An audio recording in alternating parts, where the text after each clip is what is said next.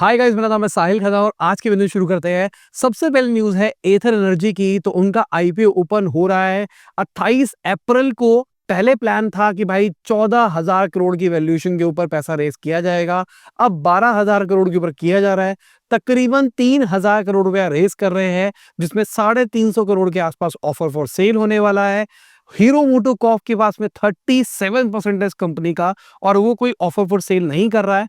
Company के जो को फाउंडर है तरुण मेहता, स्वप्निल जैन और टाइगर ग्लोबल मैनेजमेंट, वो लोग बेच रहे हैं अपने शेयर्स को। 2024 की बात करके चले तो इनकी सेल 21% बढ़ती हुई दिखाई दी है। मार्केट शेयर क्लोज टू 11% जाता हुआ दिखाई दिया। इसके बावजूद कंपनी दबा के लॉस रिपोर्ट कर रही है। अगर हम फाइनेंशियल ईयर 25 के पहले 9 महीने की बात करके चले तो इन्होंने 578 करोड़ का लॉस रिपोर्ट किया है। ये इंप्रूवमेंट है, पहले 776.4 करोड़ का लॉस हुआ करता था। इनके रेवेन्यू की बात करके चले तो 28% से ज्यादा बढ़ता हुआ दिखाई दिया है, तकरीबन 1600 करोड़ पे जाता हुआ दिखाई दिया है। तो 1600 करोड़ के रेवेन्यू के लिए 580 करोड़ के आसपास का लॉस क्या जस्टिफाइड है या फिर नहीं है, ये एक बहुत बड़ा सवाल है। बाकी अगर टाइगर ग्लोबल की बात करके चले तो जो उन्होंने इन्वेस्टमेंट करी है वो 8.3x होती हुई दिखाई देगी इस आईपीओ के अंदर। जो आईपीओ का प्राइस बैंड रखा गया है 304 से 321 रुपए पर शेयर रखा गया है। 75% क्यूआईबीज को अलॉट किया गया है, 15% एनआईआईज को करा गया है और 10% रिटेल इन्वेस्टर के लिए है। लेट्स सी इनका आईपीओ कैसा जाता है। मार्केट तो बहुत अच्छी जा रही है। रीजन क्या है? ग्लोबल मार्केट का सेंटीमेंट, क्योंकि जो डोनाल्ड ट्रंप ने सैंक्शंस वगैरह लगाया उससे कहीं ना कहीं इंडियन मार्केट को बेनिफिट दिखाई दे रहा है।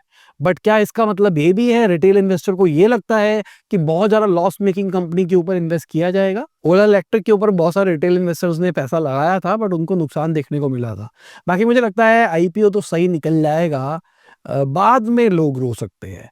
ऑल्दो इनका प्रोडक्ट खराब नहीं है। ओला के बहुत सारे नेगेटिव रिव्यूज आते हैं, इनका प्रोडक्ट बेटर है।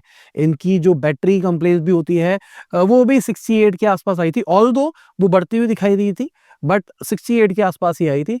जितना मैंने लोगों से सुना है जो यूज करते हैं वो कहते हैं भाई इनका प्रोडक्ट बहुत अच्छा है। बट अगर एज अ इन्वेस्टर बात करके चलूँ, रेवेन्यू इज टू जो लॉस का रेशियो है बहुत अजीबोगरीब है, इसलिए मुझे समझ में नहीं आ रहा। बाकी हीरो मोटोकॉर्प बैकर है तो कंपनी को कुछ होने तो वाला नहीं है। बाकी फ्लिपकार्ट की बात करके चले तो उनके सीईओ को कहा गया है 50% भाई आप कैश बर्न को कट करो।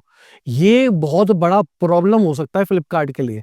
पूरी कहानी समझाता हूं। कंपनी का करेंटली जो मंथली बर्न है वो $40 मिलियन का है, 340 करोड़ का। उसको लाने की बात करी जा रही है 170 करोड़ के ऊपर। एक साल के अंदर $480 मिलियन जला चुके हैं और टारगेट ये है $250 मिलियन पे एनुअली लेके आने का। एक जगह पे कॉस्ट कटिंग की बात चल रही है, यहाँ पे दबा के पैसा खर्च कर रहे हैं। दूसरा, अभी रिसेंटली इन्होंने अनाउंस किया था कि हम फ्लिपकार्ट मिनट्स के अंदर डबल डाउन करेंगे, 500 डार्क स्टोर्स खोलेंगे। तो सिंपल सी बात, क्विक कॉमर्स एक लॉस मेकिंग बिजनेस है करंट। अगर हम सिनेरियो की बात करके चले तो अगर ये लॉस मेकिंग बिजनेस को डबल डाउन करने का प्लान कर रहे हैं तो इनका बर्न कैसे कम होगा? सवाल तो ये। जिनको बर्न नहीं पता बता देता हूँ, मतलब लॉस जलाना। कंपनी बस पैसा फूक रही है अपना बिजनेस बनाने के लिए ताकि मार्केट शेयर बढ़ जाए, फ्यूचर के अंदर पैसा कमा लेंगे। बट फ्लिपकार्ट को शुरू हुए बहुत टाइम हो गया भाई, अभी तक नहीं हो पाया प्रॉफिट। ये एक बड़ी प्रॉब्लम है मेरे हिसाब से। बट यहाँ पर गेम क्या है? आईपीओ निकालने की। इनका प्लान ये है कि भाई इंडिया के अंदर डोमिसाइल अपना शिफ्ट करेंगे, उसके बाद में अपना आईपीओ निकालेंगे। अगर इनके करंट बर्न की बात करके चले तो जेप्टो से भी ज्यादा है। जेप्टो भी बर्न कर रहा है बहुत तेजी से, इनका ज्यादा है। जीएम भी ज्यादा है, आप एक बार को ये कह सकते हो, इसलिए बर्न ज्यादा है। तो कैसे इस बर्न को कम किया जाएगा, ये सवाल है। रेवेन्यू को बढ़ाते हुए देखते हुए, ये नहीं है कि रेवेन्यू कम कर दिया और बर्न भी कम हो गया। बाकी मेंसा वालों की बात करके चले, जिनको ब्रांड डॉट मी कहा जाता है, उन्होंने 48 करोड़ रुपीस रेस की है एज अ डेट, मतलब मार्केट से लोन उठाया है। और ये भी अपना जो बेस है सिंगापुर से इंडिया में शिफ्ट कर रहे हैं। इनको भी आईपीओ निकालना है 2027 तक। ये भी लॉस कर रहे हैं भाई। सारी कंपनियां लॉस कर रही है, स्टार्टअप्स लॉस कर रही है और आईपीओ निकाल रही है, रिटेल इन्वेस्टर ले रहा है। मस्त है कहानी। अगर फाइनेंशियल ईयर 24 की बात करके चले तो इनके लॉसेस 31% घटते हुए दिखाई दिए, 155.85 करोड़ पे पहुंच गए। रेवेन्यू की बात करके चले तो 557.66 करोड़ पे था। सितंबर 2024 में इन्होंने अनाउंस किया था कि भाई हम प्रॉफिटेबल हो गए। कितना प्रॉफिटेबल हो गए, किस लेवल पे प्रॉफिटेबल हो गए, बहुत सारे इसके अंदर झोल होते हैं।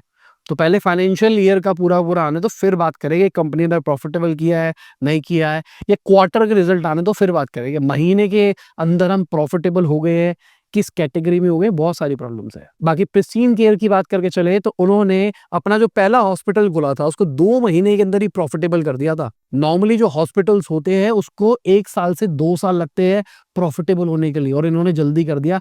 रीजन भाई अगर आप सोचोगे तो बहुत खुशी वाली बात लग रही है, बहुत जादू हो गया।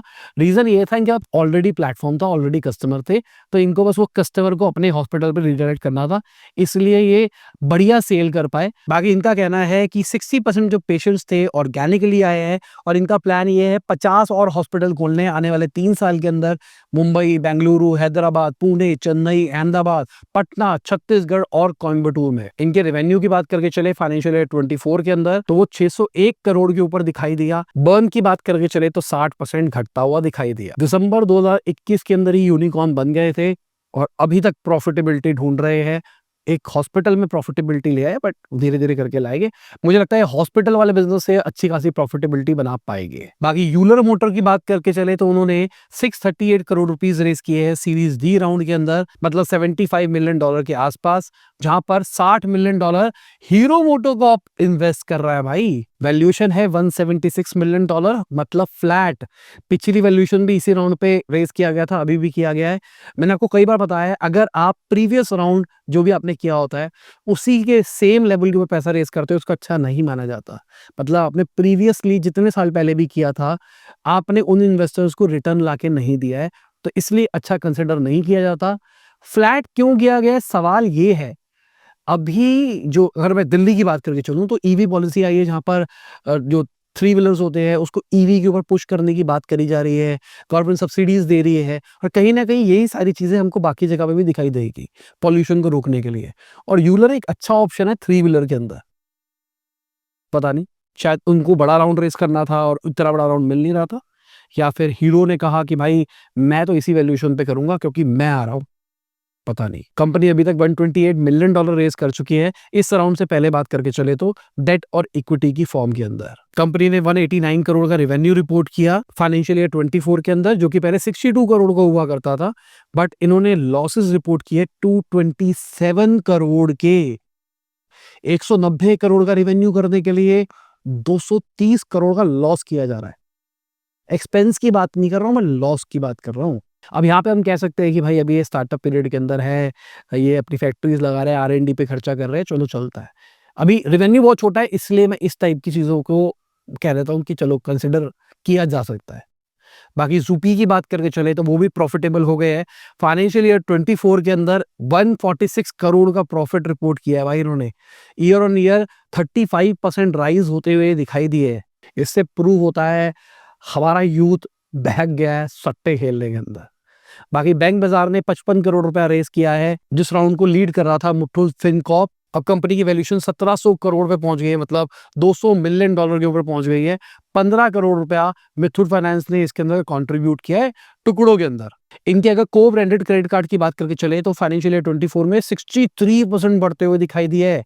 इनका एनुअल रेवेन्यू 46% बढ़ता हुआ दिखाई दिया है, अगर हम फाइनेंशियल ईयर 22 से 25 को कंसिडर करके चले तो। और ये मुथूट फिनकॉर्प के साथ में मिलकर ही काम कर रहे हैं, तो ये जो इन्वेस्टमेंट है ये आप कह सकते हो स्ट्रैटेजिक इन्वेस्टमेंट है। बाकी रिलायंस की बात करके चले तो उन्होंने रशियन ऑयल मार्च के महीने में 17% ज्यादा मंगाया है। ऑल्सो 19% ओवरऑल ऑयल इंपोर्ट को इन्होंने कम किया है, क्योंकि इनकी मेंटेनेंस वगैरह चल रही थी, बट रशियन ऑयल को अभी भी ये सपोर्ट कर रहे हैं। अप्रैल का नंबर आने दो, फिर देखते हैं कि क्या अभी भी रशिया को सपोर्ट करेगा या नहीं करेंगे। बाकी ओपन एआई की बात करके चले तो वो गूगल क्रोम को खरीद सकते हैं अगर गूगल क्रोम बिकने के लिए आता है तो। अभी गूगल एंटी कॉम्पिटिटिव कलेश के अंदर फंसा हुआ है, जहां पर उनको अपने बहुत सारे बिजनेस बेचने पड़ सकते हैं।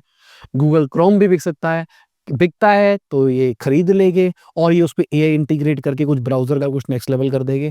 शायद गूगल को और भी चीजें बेचनी पड़ जाए। मुझे तो पर्सनली लगता है कि गूगल का एक पूरा सूट बना हुआ है, एंड टू एंड आपको सारी चीजों में मदद करता है गूगल, बट ये अच्छी चीज तो नहीं मानी जाती। अगर हम फेसबुक की बात करें चले तो उनका भी कलेश चल रहा है भाई कि ये भी बेच दो वो भी बेच दो। अभी इंस्टाग्राम के जो को फाउंडर है उन्होंने टेस्टिफाई किया है, उन्होंने बोला है कि फेसबुक ने 2012 में एक्वायर किया था और अगर नहीं भी करते तो हमारा इंस्टाग्राम चलता रहता। हम मैसेज वाला फीचर, वीडियो वाला फीचर आने वाले टाइम में ले ही आते हैं। बट मुझे ऐसा लगता है इंस्टाग्राम 2012 का बहुत अलग हुआ करता था। फेसबुक ने उसको खरीद के कहीं न कहीं सबको एक जैसा ही कर दिया यार। अब कोई इसको गलत बोले या सही बोले, बट फेसबुक ने प्रोडक्ट को तो चेंज किया है। अगर आप व्हाट्सएप की बात करके चलो, इंस्टाग्राम की बात करके चलो, फेसबुक की बात करो, सारे एक जैसे ही लगते हैं। सब में स्टोरी चल जाती है, सब में ये हो जाता है। अ, पहले एक ज़माना होता जब इंस्टाग्राम खाली फ़ोटो प्लेटफ़ॉर्म हुआ करता था। ये उस ज़माने की बात चल रही है। तो मेरे को लगता है ऐसा कि शायद इस लेवल पे ग्रो नहीं कर पाता, ये मेरा ओपिनियन है। मार्क ज़करबर्ग की बात करके चले तो उनका ऐसा कहना है कि भाई इंस्टाग्राम की सक्सेस अनसर्टेन थी जिस टाइम हमने खरीदा था।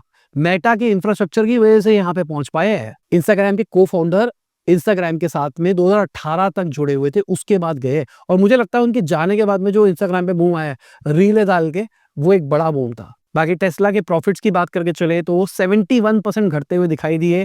क्वार्टर 1 के अंदर भाई नेट इनकम पहुंच गई है $409 बिलियन के ऊपर। वर्स्ट डिलीवरी क्वार्टर रहा है इनका पिछले 2 सालों के अंदर। और इसका रीजन क्या है? बहुत सारा बायकॉट चल रहा है इनके अगेंस्ट।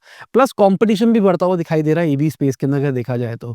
डिलीवरी कम होने का मतलब मैन्युफैक्चरिंग कम नहीं है, डिमांड भी कम हो सकती है। बाकी एलोन मस्क ने क्लियर कर दिया कि भाई अब वो डॉज में ज़्यादा टाइम स्पेंड नहीं करेंगे क्योंकि भाई कंपनी बर्बाद होती हुई दिखाई दे रही है। अभी पॉलिटिक्स के चक्कर में ही इनके जो टेस्ला वाले स्टोर्स हैं उनको वैंडलिज्म का शिकार होना पड़ा था, लोगों ने तोड़ाफाड़ी करी थी। बहुत सारी कंट्रीज टेस्ला को बायकॉट करने की कोशिश कर रही है, तो भाई अब इनको लग रहा है कि गलत फंस गए हम।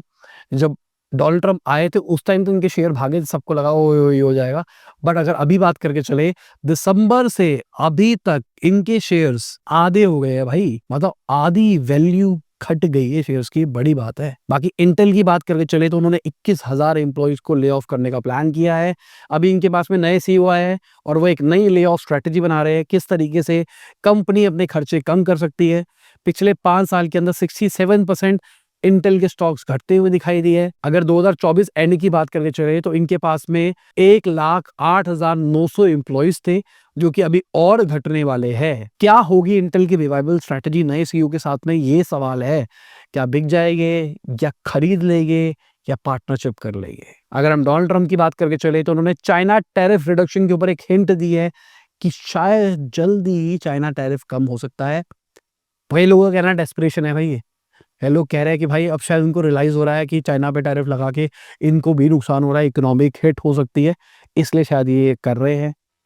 और ऐसा होना था, मतलब मुझे पर्सनली ऐसा लगता था कि ऐसा होना है कि ये जो बेवकूफ़ियों की एक लिमिट टाइप चल रही थी, इसका इम्पैक्ट तो कहीं न कहीं यूएस इकोनॉमी में पड़ना था। अब शायद प्रेशर आया या फिर समझ आई है, तो इसलिए शायद किया जा रहा है।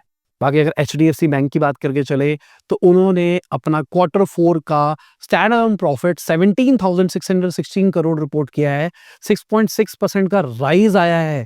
अगर हम इनकी बैलेंस शीट की बात करके चले तो 39.1 लाख करोड़ पे पहुंच गई, जो कि पहले 36.17 लाख करोड़ के ऊपर थी। इनकी जो मार्केट कैप है वो 15 लाख करोड़ से ऊपर जाती हुई दिखाई दी है खबर आने के बाद में। बाकी मार्केट तो कुछ टाइम से बढ़ती हुई दिखाई दे रही है, तो इनको भी फायदा हो रहा है। सेंसेक्स 80,000 को क्रॉस कर गया भाई। आईटी स्टॉक्स भी बाउंस बैक करते हुए दिखाई दे रहे हैं। एचसीएल टेक्नोलॉजी 7% से ज्यादा बढ़ता हुआ दिखाई दिया है।